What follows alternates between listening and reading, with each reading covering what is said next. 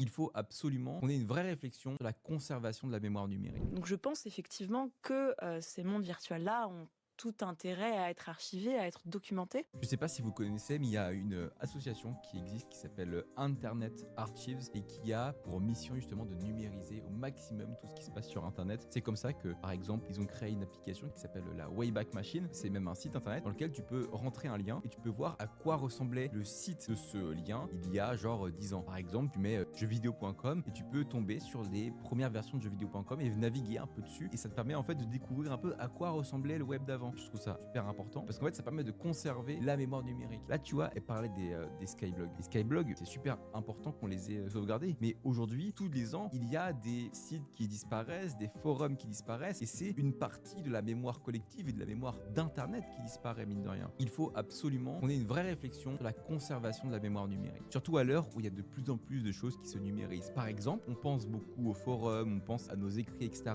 Mais quid des vidéos YouTube par exemple? Il y a des vidéos YouTube qui d'un coup passent en non répertoriées du jour au lendemain et qui disparaissent. Et du coup, s'il y a personne qui l'a sauvegardé cette vidéo, bah c'est terminé, elle ne pourra plus jamais être accessible. Et surtout, moi un truc auquel je pense beaucoup, c'est qu'il y a des œuvres aujourd'hui qui n'existent plus qu'au format numérique. Je pense à la musique par exemple, je pense à des jeux vidéo. Quand tu es un petit éditeur, quand tu es un petit artiste, parfois ça coûte trop cher d'imprimer des CD, ça coûte trop cher d'imprimer une version physique. Alors qu'est-ce que tu vas faire? Tu vas mettre ton œuvre uniquement disponible en format numérique. Et parfois il y a des gens, bah, leur œuvre ne va jamais percer, et du coup qu'est-ce qu'ils vont faire? Ils vont la supprimer, ou bien le site sur lequel ils ont hébergé leur œuvre va disparaître, du coup leur œuvre va disparaître elle aussi. Et du coup, l'œuvre ne sera pas préservée, disparaîtra. Et ça, moi, ça me pose des problèmes parce que, par exemple, dans le cadre de la littérature, Lovecraft, qui a créé tout ce qui était l'univers de Cthulhu, etc., il n'a jamais percé de son vivant. Ses œuvres ont été découvertes à sa mort parce que ses œuvres existaient physiquement. Demain, une personne, par exemple, qui a écrit des trucs super beaux sur un forum, qui a écrit une histoire, etc., ce forum, il ferme. Personne ne décède, l'œuvre disparaît. C'est terminé. Et du coup, je pense qu'il y a vraiment besoin de numériser le web encore plus, qu'on soit encore plus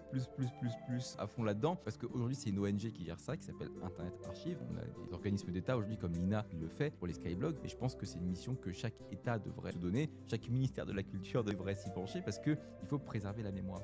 Grosse pensée à Wattpad et toutes les œuvres dessus. Et oui, imagine demain Wattpad ferme. Tu n'auras plus jamais accès à toutes les œuvres qui sont sur Wattpad. Et tout le monde résume Wattpad à la fanfiction, etc. Alors qu'il y a des choses dessus qui sont nées sur Wattpad, qui sont exceptionnelles. Et je suis sûr qu'elles n'ont pas été découvertes. La conservation numérique, c'est d'une importance capitale aujourd'hui.